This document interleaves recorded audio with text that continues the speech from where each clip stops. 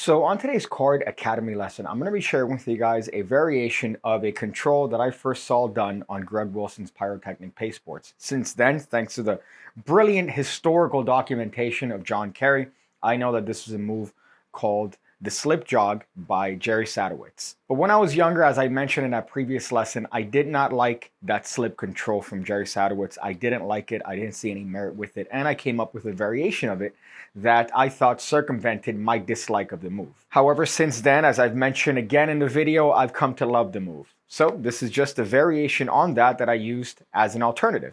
It's pretty much the exact same thing. The only difference is that it gets the card to the bottom of the deck, and the process is a little bit more than the actual original handling. So here is what the control would look like. The participant calls stop anywhere they want. Let's say they happen to call stop over here on the 8 of spades. That card is then placed in the middle of this half, and that's placed in the middle of this half. So that card is really lost in the middle of the deck. Really, it's on the bottom. So as you can see, it shares a little bit of the handling of the method of that slip jog control. However, this is a completely different handling. So what you're going to do is you're going to dribble the cards and have the participant call stop. Now, wherever they call stop, all you're going to do is outjog the entire half of the deck. So wherever they call stop, you're just going to outjog them forward. Now, the next thing you want to do is you want to put your thumb on top of this top card in order to brace it. However, that's going to be very important because later on, you're actually going to be slipping that card off of this half. So that thumb's placement is crucial. So they call stop, you're outjogging the entire pile. You're going to place your thumb. And as you show them the card, you're just going to re-grip the cards like this in a right hand biddle grip. Of course, you're going to have them remember the card they stopped at, and now's when you actually execute the move. So as your hand comes down, all that's going to happen is I'm going to remove all the cards apart from that single card. So I'm going to just use my thumb to almost slip cut that card and place it out jogged on top of the left-handed half. Now, this isn't necessarily a move that you are hiding. You could actually do it pretty much in the open, and it's still going to fall because of that sort of retention of vision. They see this joker, you just take the card like this, and it's almost a retention of vision that that's the exact same card. However, the joker is actually on the bottom of this half. So one more time, all that's happening is that as my hand comes down, all I'm doing is that I'm just using my thumb to slip that card on top of this left-handed half. Now at this point, I'm going to place this card about halfway into this right-handed half, and here is how I get this card to the bottom of the deck. As I place this on top, all I'm going to do is I'm going to allow this card to press on this left-handed half. What's going to happen is that when you do that, it's going to force all the cards underneath the card that the participant thinks is theirs to go to the bottom of the half. Of course, gravity is going to help you here, but I'm just showing you what it looks like underneath. So one more time, this half is actually like this.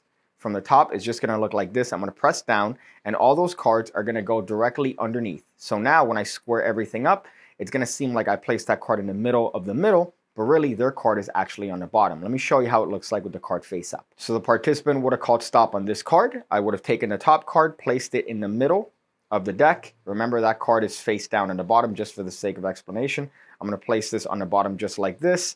And of course, that card is now controlled to the bottom of the deck. So here's how the movement might look like. Participant calls stop. They look at the card. In this case, it's the 4 of spades. That card is taken and placed in the middle of this half. That's taken in the middle of this half.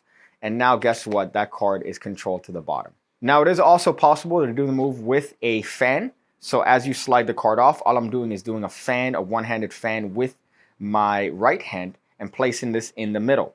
Now, at this point, remember, this card on the bottom is actually theirs. So you're going to have to get that card to the bottom, and there are a number of ways of doing that. The first way is just literally taking the entire half and placing it on the bottom of the deck. So now their card is actually on the bottom, but they think it's this card that's being in-jogged. So I could square this up and be very fair with my handling, but their card is already controlled to the bottom. That's one particular handling. The other handling is that I could take this left-handed half and just have it cut the cards in the middle. So now half of the cards underneath are going below this left-handed half, and the rest are going above.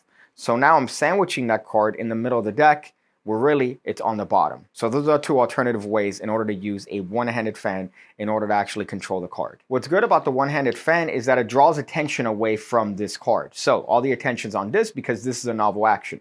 So I do recommend it if you want that. However, do keep in mind that there is potential for you to flash this card underneath, and you don't want that. So you're going to have to keep the fan pretty low in order to get away with using this particular technique. You're also more than welcome to have the participant touch any card they want and do the exact same handling, showing the card like this. You don't necessarily have to do a dribble or a riffle. You could have them touch a card, and as long as you outjog all the cards above or below their card, you're going to be good to go for this particular control. Now you could do this to the table. There is an alternative handling where you show the card like this. You then place this half on the table, place this card on top, and then place this half on top, which controls the card to the bottom. That's another way of doing it, and it looks a little bit more hands-off because you are just dropping the packets and the card on the table. Great little handling there. It does exist. There is an alternative, but this is an in-the-hands control, and I want to keep it that way for this particular tutorial. So as you can see, this control started from the original handling of watching Greg Wilson do that slip jaw control and me not liking it. So I decided, how can I come up with a different alternative to that? This is one that I thought was interesting, and then I just reverted back to the original. But nevertheless, this control is still a very novel one if you want to control the card to the bottom of the deck in a fairly fair fashion. Fairly fair fashion, my goodness. But that's the lesson. I hope you guys enjoyed it. Thank you guys for being members of the PigCake Card Academy, and I hope to see you on the next one.